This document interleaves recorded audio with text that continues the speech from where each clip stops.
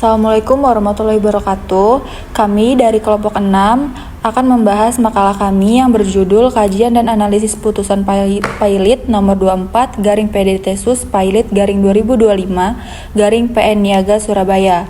Dalam video ini kami menjelaskan mulai dari kronologis perkara, rumusan masalah, analisis putusan hingga kesimpulan.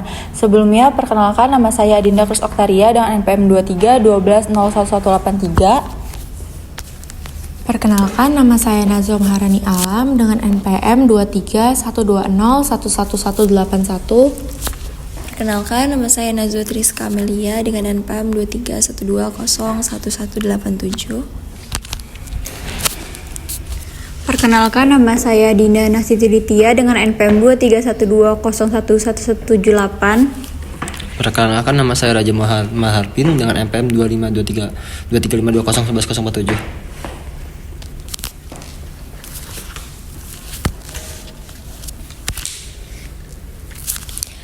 Baik, saya Nazwa akan menjelaskan kronologis dari perkara. Perkara ini bermula dari kerjasama proyek pembangunan CREA dan Nusa Dua Resort Office di Bali antara pihak pemohon dan termohon. Pemohon merupakan joint operation antara dua perusahaan, yaitu Kinjian International dan PT Mitra Pemuda Tbk. Sedangkan termohon adalah PT Agung Panorama Propertindo. Pada tahun 2018, kedua pihak menandatangani perjanjian pembangunan dengan nilai sekitar 25,3 miliar rupiah dengan sistem pembayaran uang di muka dan pelunasan setelah pekerjaan selesai. Pada tahun 2019, pekerjaan telah diselesaikan dan diserah terimakan, namun termohon hanya membayar sebagian sehingga masih tersisa utang sekitar 14,2 miliar rupiah yang kemudian bertambah menjadi sekitar 16 miliar rupiah termasuk bunga. Meskipun telah diberikan beberapa kali peringatan pada tahun 2015, termohon tidak juga melunasi utangnya. Akhirnya pemohon mengajukan permohonan pailit ke Pengadilan Niaga Surabaya. Namun pada tanggal 9 Maret 2026, Majelis Hakim memutuskan untuk menolak permohonan pailit tersebut. Selanjutnya, saya Nazwa Maharani Alam akan menjelaskan rumusan masalah dalam perkara ini. Terdapat beberapa permasalahan utama yang dikaji, yaitu pertama, siapa saja pihak pemohon dan termohon, serta apakah mereka memenuhi syarat sebagai subjek hukum dalam kepailitan.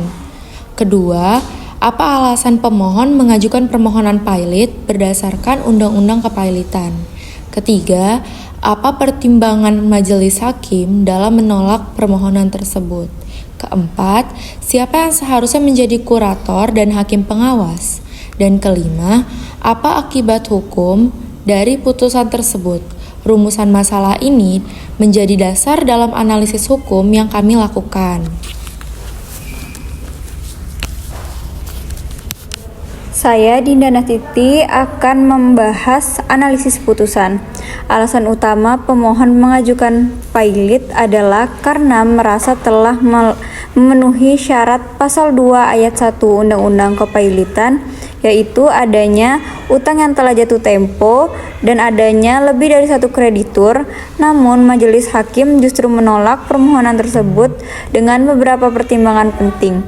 Pertama, pemohon yang berbentuk joint operation dinilai tidak memiliki legal standing sebagai subjek hukum mandiri. Artinya, joint operation bukan badan hukum yang dapat berdiri sendiri di pengadilan. Kedua, pihak yang mewakili pemohon, yaitu manajemen board, dianggap tidak memiliki kewenangan hukum untuk mewakili di pengadilan. Ketiga, pemohon tidak dapat membuktikan secara cukup adanya dua atau lebih kreditur sesuai ketentuan hukum yang berlaku. Selain itu, meskipun terdapat klausula arbitrase dalam perjanjian, majelis hakim tetap menyatakan bahwa pengadilan niaga berwenang memeriksa perkara ini. Namun, karena syarat formal tidak terpenuhi, permohonan tetap ditolak tanpa masuk ke pokok perkara.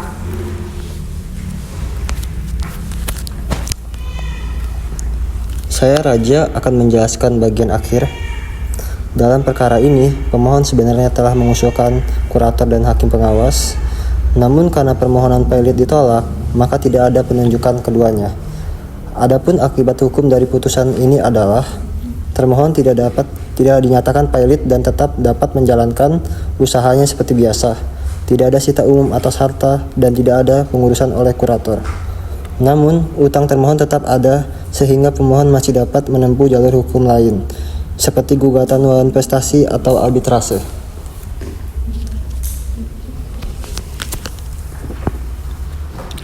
Sebagai kesimpulan, perkara ini menunjukkan bahwa dalam hukum kepailitan, syarat formal seperti legal standing dan pembuktian sangat menentukan, bukan hanya adanya utang semata.